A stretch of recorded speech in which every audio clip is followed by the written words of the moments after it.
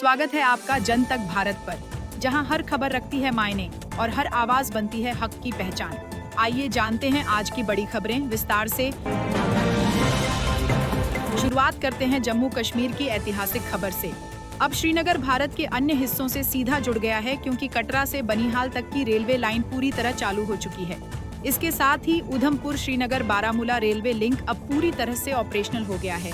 ये कश्मीर को भारत से जोड़ने की दिशा में एक ऐतिहासिक उपलब्धि है। बात करते हैं अगली बड़ी खबर की, जो आई है गुजरात से। गुजरात एटीएस ने एयर इंडिया प्लेन क्रैश की जांच में बड़ा सबूत बरामद किया है। मलबे से मिला डिजिटल वीडियो रिकॉर्डर DVR अब इस हादसे की असल वजह को सामने लाने में अहम साबित हो सकता है। अब चलते हैं पंजाब की ओर, जहां भारतीय वायुसेना का हेलीकॉप्टर चर्चा में है। पठानकोट के पास एक अपाचे अटैक हेलीकॉप्टर को तकनीकी खराबी के कारण आपातकालीन रूप से उतारना पड़ा। जांच के बाद हेलीकॉप्टर सुरक्षित बेस पर लौट चुका है। किसी प्रकार की जनहानि की सूचना नहीं है। बात करते हैं महाराष्ट्र की राजनीति की, जहां नगर निकाय चुनावों की सरगर्मी तेज हो गई है। बड़ी संख्या में पदाधिकारी और पार्षद उप मुख्यमंत्री एकनाथ शिंदे के नेतृत्व वाली असली शिवसेना में शामिल हो रहे हैं। बाला साहेब ठाकरे की विचारधारा और शिंदे की लीडरशिप को साथ लाकर एक नई शक्ति तैयार हो रही है। अब बात करते हैं असम की, जहां हालात काफी तनावपूर्ण हो चुके हैं। असम के मुख्यमंत्री हिमंता बिस्वा शर्मा ने धुबरी जिले में शूट एट साइट के आदेश दिए हैं। ये कदम तब उठाया गया जब हनुमान मंदिर में बीफ या गाय का सिर मिलने से माहौल गर्मा गया। बात करते हैं भारत सरकार के बड़े निवेश की, जो भविष्य को बदल सकता है। भारत सऊदी और UAE तक 100 किलोमीटर लंबी समुद्री केबल बिछाने के लिए Rs 90,000 करोड़ से अधिक निवेश कर रहा है। इस योजना से भारत की इंटरनेट, डेटा और पावर कनेक्टिविटी को एक नई दिशा मिलने वाली है। अब बात करते हैं एक आर्थिक राहत की, जो आम आदमी को उम्मीद दे सकती है। एक रिपोर्ट के मुताबिक खुदरा महंगाई दिसंबर 2025 तक 4% से नीचे रहेगी। वित्त वर्ष 2027 में यह औसतन 4.5% पर रहने का अनुमान है, जिससे लोगों को महंगाई से थोड़ी राहत मिलने की संभावना बन रही है। बात करते हैं भारत की विदेश नीति पर MEA के बयान की।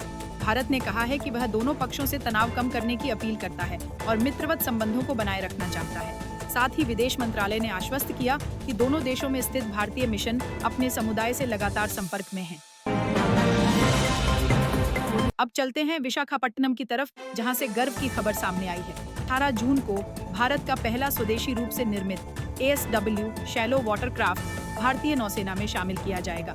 यह भारत की समुद्री सुरक्षा क्षमताओं में बड़ा इजाफा करेगा। बात करते हैं अब कश्मीर से जुड़ी एक और संवेदनशील खबर की। जम्मू कश्मीर के मुख्यमंत्री उमर अब्दुल्ला ने विदेश मंत्रालय से अपील की है कि ईरान में फंसे कश्मीरी छात्रों की सुरक्षा सुनिश्चित की जाए। यह अपील मौजूदा वैश्विक तनाव को देखते हुए बेहद अहम मानी जा रही है।